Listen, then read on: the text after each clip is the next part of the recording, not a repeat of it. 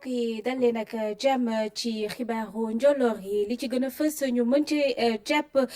tolluwaayu coronavirus ci suñu réew ci bésub dibéeru tey fukki cas ak juróom ñaar ñoom la ñu wax ne ñoo am doomu jàngoro ji fukk ak juróom yi doon ay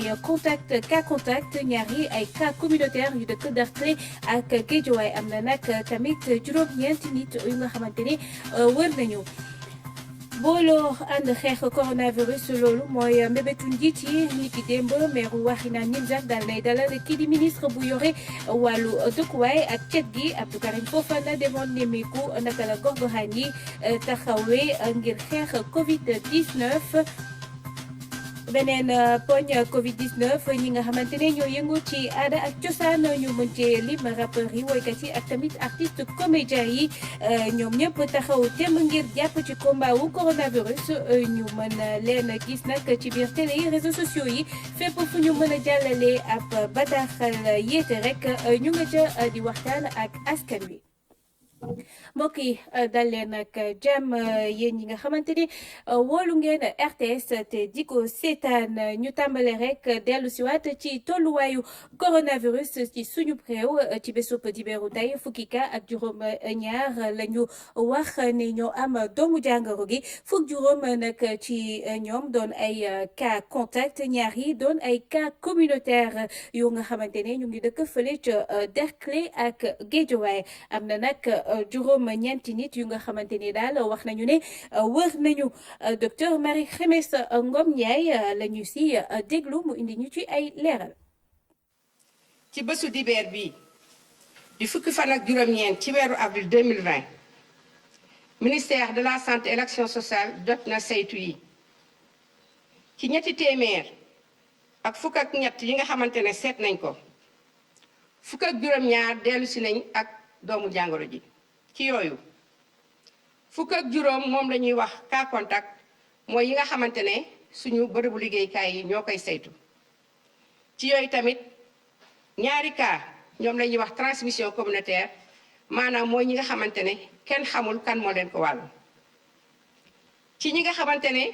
feebaru nañ te ñu ngi tëdd hôpital juróom-ñeent ci ñoom bañ leen saytoo gis nañ ne amatuñu doomu jàngoro ji wër nañu ñi nga xam ne ñoo fa des seen wér-gu-yaram mu ngi am tan ci bésu tey bii dalee ko ba mbas mi Covid 19 duggee Sénégal ba léegi ñu ngi toll ci ñetti téeméer ak juróom benn fukk ak juróom-ñaar ci ñi am doomu jàngoro ji ci yooyu ñaar téeméer ak ñaar fukk wër nañu ñett génn nañ ci àddina benn delloo nañ ko réew mu jóge woon loolu moo tax tey ñu desee téeméer ak ñeent fukk ak ñett yi nga xamante ne ñu ngi leen di faj ci bërëbu fajukaay yi ministère de la santé action sociale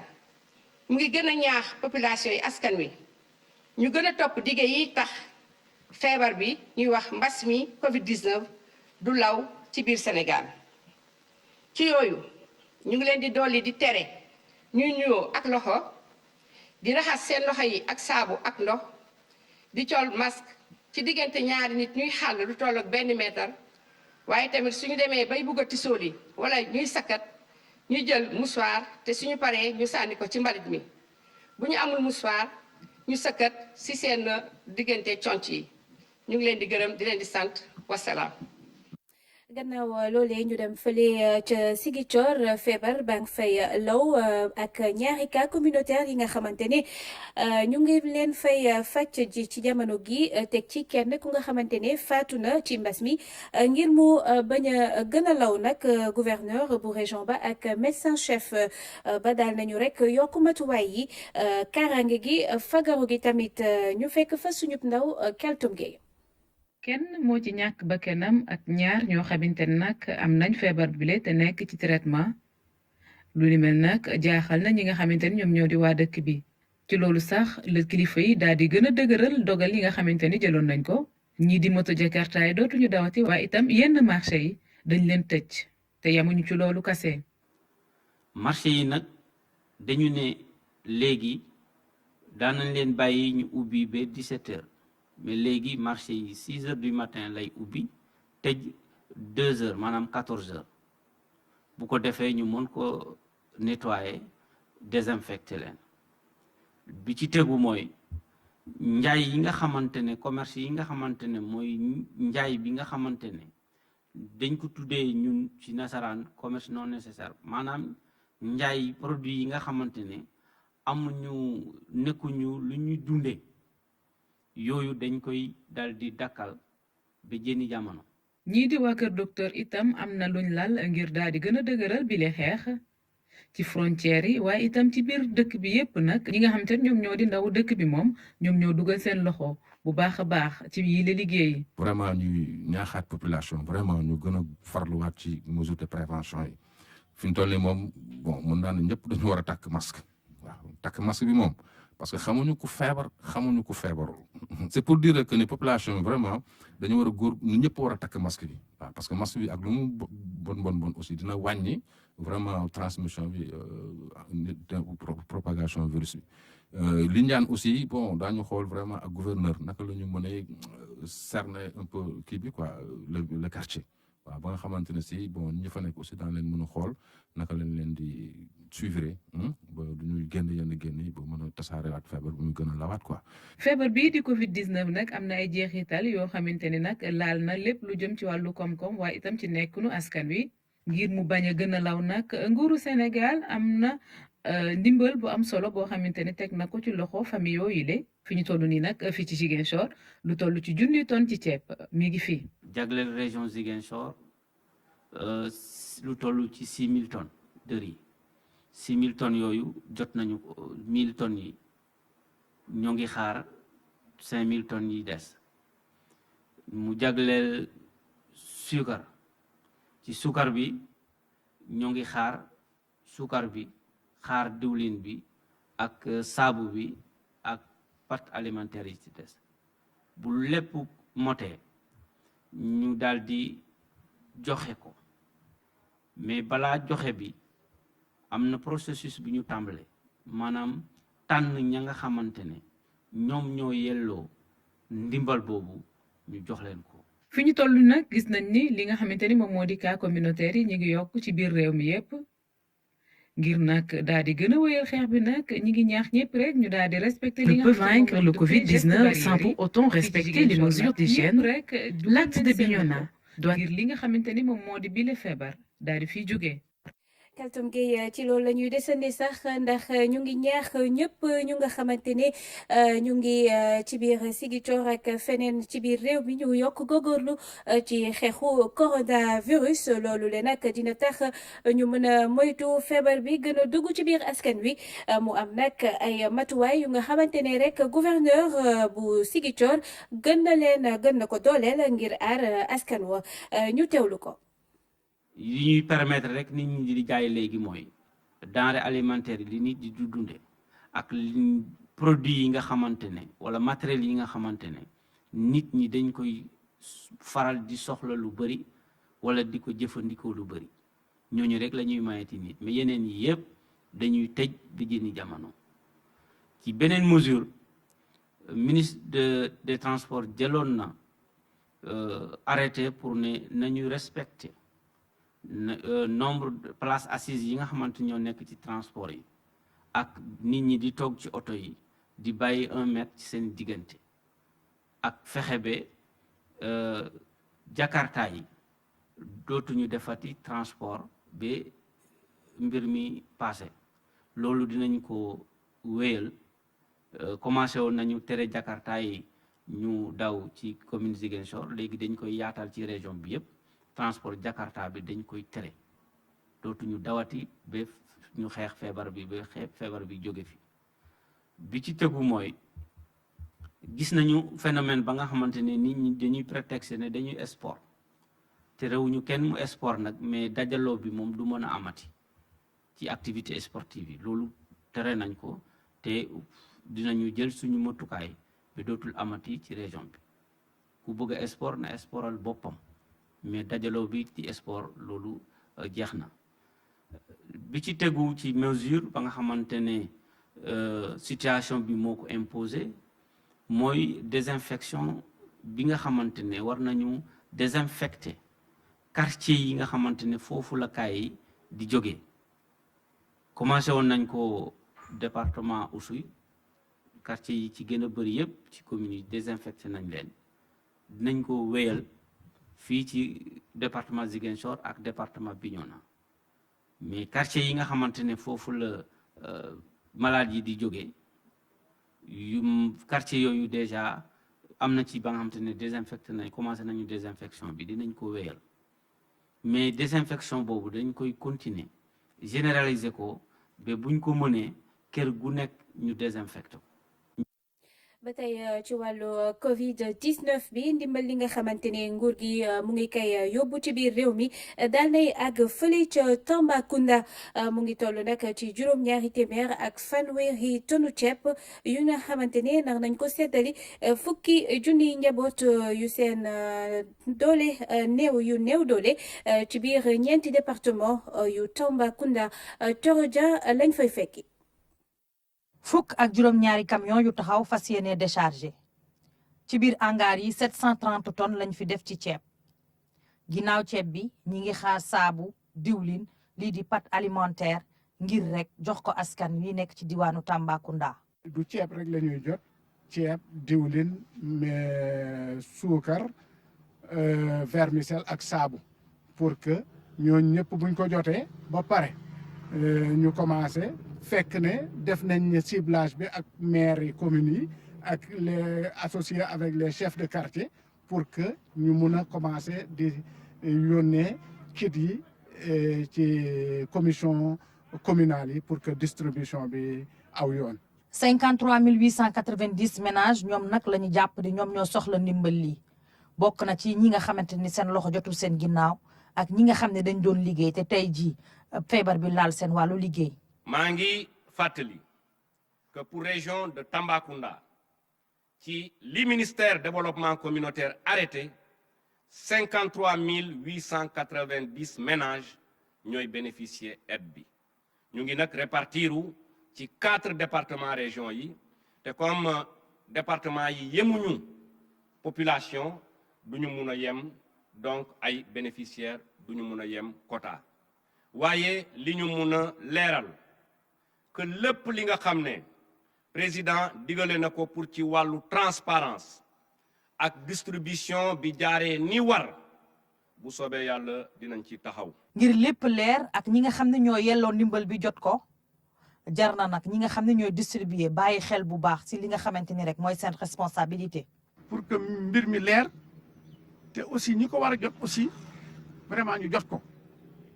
te loolu yaakaar naa ne. dégg nañ fu baax a baax a baax parce que signé naa arrêté bi ci quartier yi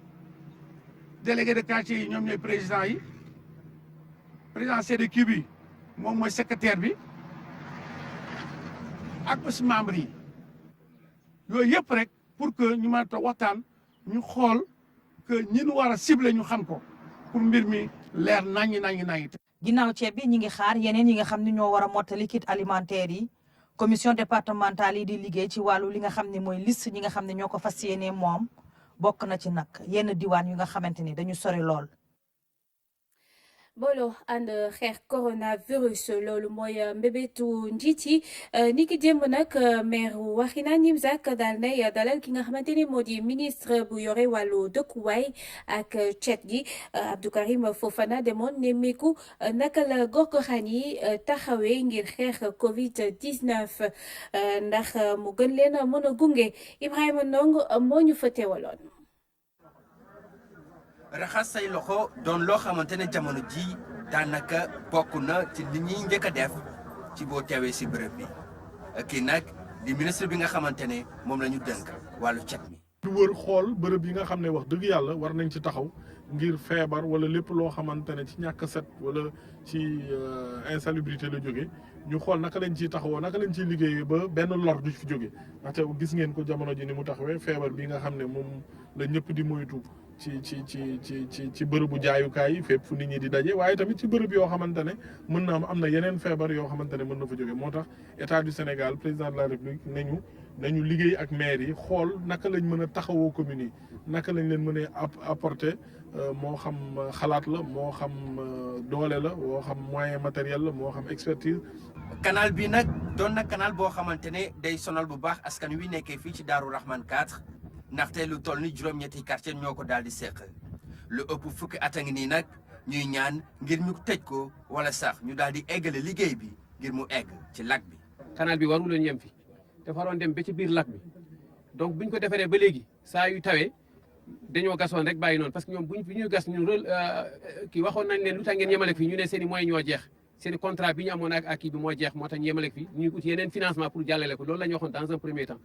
boobu ba léegi canal bi jàllul bu ndox mi bare dañoo gas rek ñax mi gis ngeen tiifaay bi ni mu bare ndox mi day jaar ci kaw verser suñu biir suñu quartier bi donc depuis 10 ans voire même plus ci inondation rek lañ dëkk. canalisation fi mu yem foofu la waroon yem te fi mu yem ak bassin bi amul woon différence mais population yi ñoom ñooy rembler di utiliser ay espace si bassin bi parce que dañuy soxla ndox mi pour maanaam der yi ñuy defar ak yu demee noonu moo tax ñuy def loolu ba nga xam ne nii créer finalement benn distance entre bassin bi fi mu nekk ak canalisation bi fi mu yemoon. donte nag kilifa yi def nañ ay jéego yu am solo teewul askan wi di wéy di ñaan ba léegi ngir ñu wéyal li nga xamante ne moo di liggéey bi. lu nu mel sax mooy jëmal tey taxawaay bi nga xamante ne maire Wakhinane Nimzatt daal dina koy am. am ngeen ni fii dañ fi ñëwoon bésu cleaning day wane li fi am wane lii jaaduwul donc li ñuy wax ay problème mu sëkku lak bañ a sëkku lak loolu c'est pas le problème fondamental le problème fondamental mooy état bi def na fi xaalis bu bari il faut que liggéey bi àgg. liggéey bi àgg aussi pour que population yi fi nekk mérité nañu vivre ci cadre de vie boo xam ni mais quand même c'est correct loolu nag mooy sunu taxawaay. fexe ba askan wi daal di nekk ci dund gu sell waaye tamit ak nekkin bu mucc ayib loolu sax moo tax ba tey marché Xelkom bu Wakhinane Nimzatt daal di tëj ñu koy daal di nettoyer ba noppi daal di koy désinfecter. parce que nga xam ne moo lëmbee réew mi nag. sonn ngeen ci lool yal nañu ko yàlla teggil ba ku nekk mën a delluwaat sa sago bu neexee yàlla nag ñun fi ñu nekk nii dinañ jël suñu matuwaay yu mat sëkk dinañuy raxasu dinañuy takk ay masque dañuy takk gaa te tamit képp ku fi ndugg si dinañ ñeen a am distance parce que nag fii ñu nekk moom rek la ñuy suturo ni ñuy toppatoo wérgu yaramu nit ñi noonu la ñu war a toppatoo it koom-koomu nit ñi tëj marché yombul waaye nag fi mu ne nii wax dëgg feebar boo xamante ne li muy faat ci bakkan kenn xamul nu mu toll moo tee ñëpp dem ci bërëbu jaamukaay yàlla yi benn avion jógul loolu war na tax ku ne xelu ci te am ci fagaru bi ci war. bërëb bi ne selaw doo fi gis kenn lu nu mel nag dara waralu ko lu dul ñi nga xamante ne ñoo fi yëngu dañoo xam gëdd bi nga xamante ne wërgu yaram am na ko bu ko defee ñu méngoog li nga xamante ne kilifa yi digle nañ ko ci lu jëm ci xeex mbas mi. Ibrahima Ndong jërëjëf ñeenti téeméeri pollu mbalit la ñu tas ci biir quartier bu Point E jëf jaa ngi jóge nag ci ministère bu yore wàllu dëkkuwaay ak cet ñu bëgg rek cet gi gën a am solo ci biir réew mi dinañu yaatal tamit boobule projet ci biir réew mi yëpp Issa Thioro Gueye. cet gu ñu ràññee ci biir quartier yi loolu la Point E adopté. ministère de l'hygiène publique ak kii di bras technique ak opérationnel am ñoom ñoo ko fa indi ci biir quartier bi yëpp UCG installé fa 400 bacs à ordures dolli ci tamit di sensibiliser ci liy baax ci wàllu zéro déchet. tàmbali nañ ko il y a 1 mois et demi ci avenue Bourguiba ni ñu koy tegee nag il faut que mu am cohérence parce que mënoo tëb koñ bi tebaat dem beneen koñ am loo tëb parce que bac yi aussi bu ñu leen tegee il faut que ñu am derrière benn système pour di leen suivre pour balaa muy fees ñu ñëw récupérer waat ko donc ci loolu lañ nekk ni couvrir nañu zone liberté amitié léegi ñu ngi wàcc vers le Point E pour mën a dem vers Fann Point E amitié Médina centre ville aussi commencé nañ. opération propreté de proximité mi ngi ci ñaareelu phase am pour population yu Point E yi ko bëgg lool amul lu dàq hygiène ci biir quartier. lu baax la quoi day permettre nit ñi tam ñu xam ni que nit boo lekkee da nga war a am fooy sànni sa mbalit du fu la neex ngay tourner di sànni da nga war a lekk romb mbalit sànni boo gisul mbalit nga téye def si mbuus boo rombee mbalit nga jël sànni parce que day tax environnement bi day gën a set ak set. waaw dina fi baax trop ndaxte fii moom carrefour la quoi te aussi cet moom daa baax ci doomu aadama. waaw poli moom buñ ci man fu ma fi mënoon am ñaar sax rek dina baax moom. di wax ak aussi commerçant yi nekk ci mbedd yi parce que ñoom tam ci la ñu bokk dañuy générer ordures yu bëri donc dañ leen di sensibiliser wax leen déjà que bac yi ñoom leen ko fi tegal wax leen ni ñu ko war a utiliser et aussi éviter dégradation. opération propreté de proximité du nekk Dakar kese dinañ ko lalal ci biir région wu Sénégal bi yépp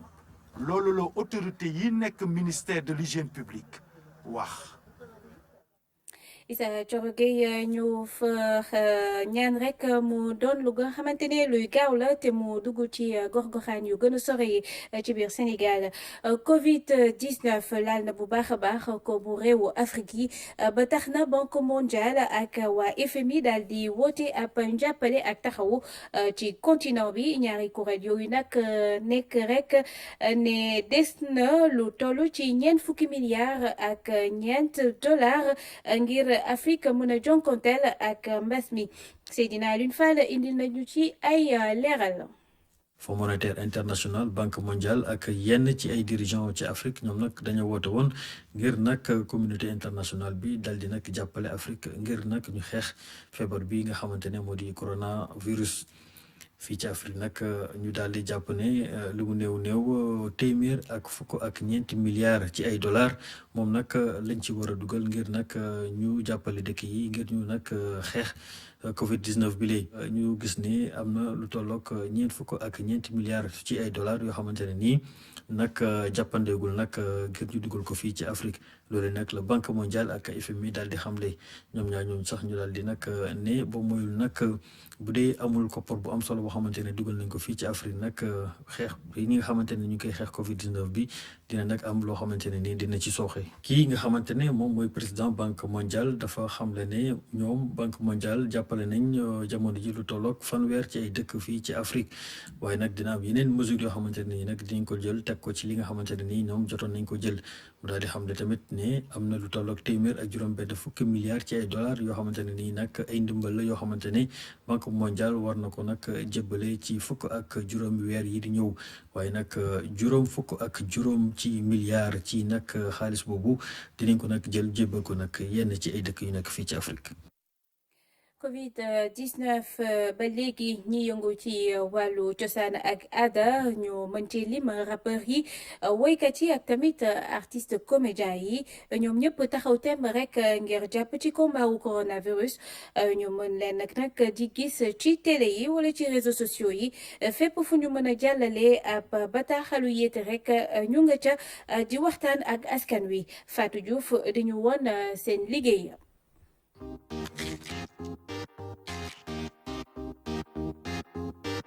sa loxo set sa lépp set bul nuyu kenn bul lëng kenn. Dip soobu na ci xare bi ngir daan mbas mi di Covid-19 ngànnaayam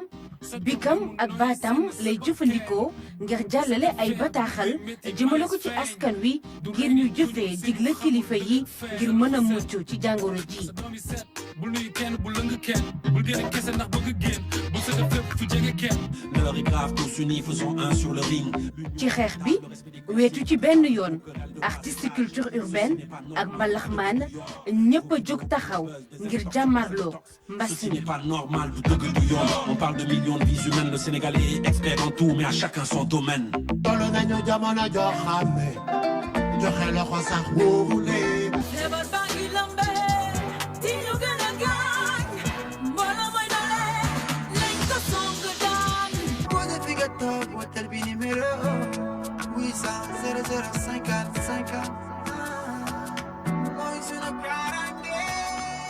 digle yu ñuy aar ci Covid-19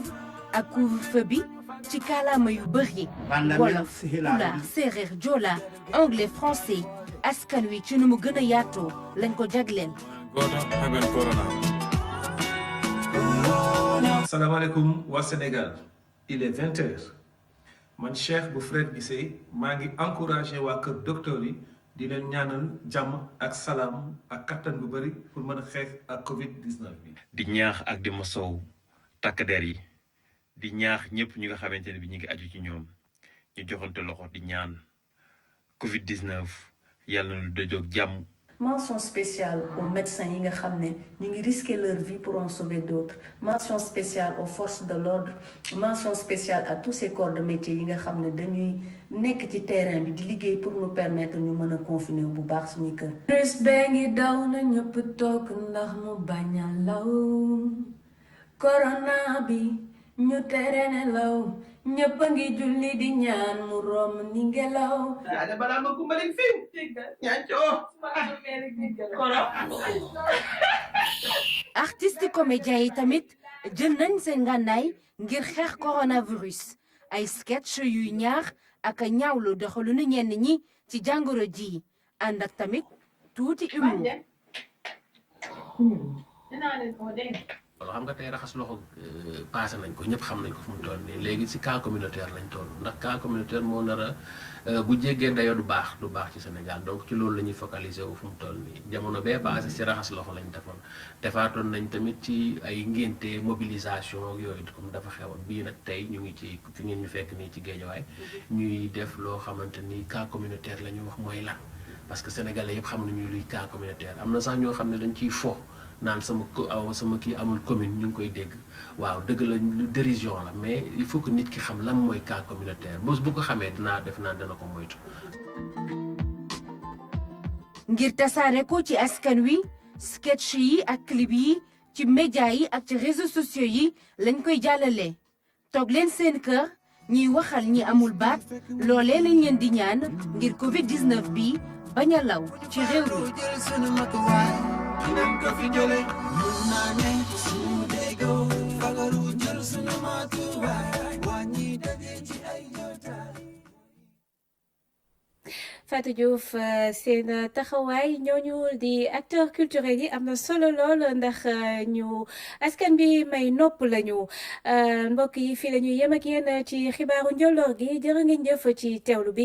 ñu yendoog jàmm.